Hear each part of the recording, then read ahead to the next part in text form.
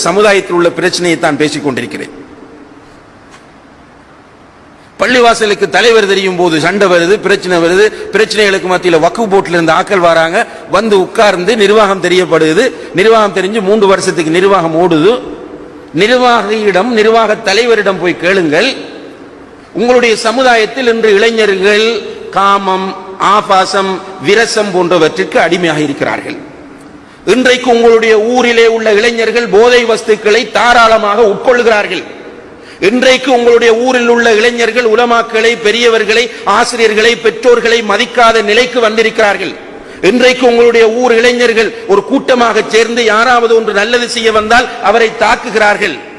இந்த இளைஞர்களை நெறிப்படுத்துவதற்கு உங்களிடம் இருக்கிற வேலை திட்டத்தை சொல்லுங்கள் என்று பள்ளிவாசல் தலைவரிடம், பள்ளிவாசல் நிர்வாகிகளிடம் கேட்டு பாருங்கள். ஒத்தரிட்டே ஒன்றுமில்லை, ஜீரோ.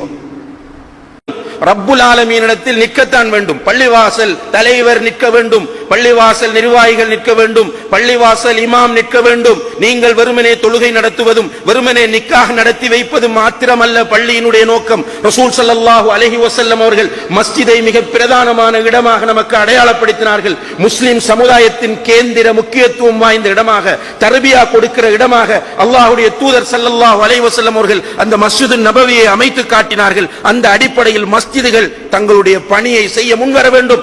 இல்லாமல் திருமணம் நடத்துவதற்கும் சீஃப் ட்ரஸ்டி என்று கையெழுத்திடுவதற்கும் ஊரிலே ஒரு சபையிலே முன்வரிசையிலே ஹெட் டேபிளிலே போய் உட்காருவதற்குமாக நீ தலைவராக பள்ளிவாசலிலே வந்து இருப்பாயாக இருந்தால் நாளை மறுமையிலே ரப்புல் ஆலமீனுக்கு முன்னால் நிச்சயமாக நீ தலை குனிந்த நிலையில் நிற்பாய் என்பதிலே இரண்டாவது கருத்து கிடையாது என்பதை பள்ளிவாசல் தலைவர்களும் நிர்வாக சபை உறுப்பினர்களும் நன்றாக புரிந்து கொள்ள வேண்டும்.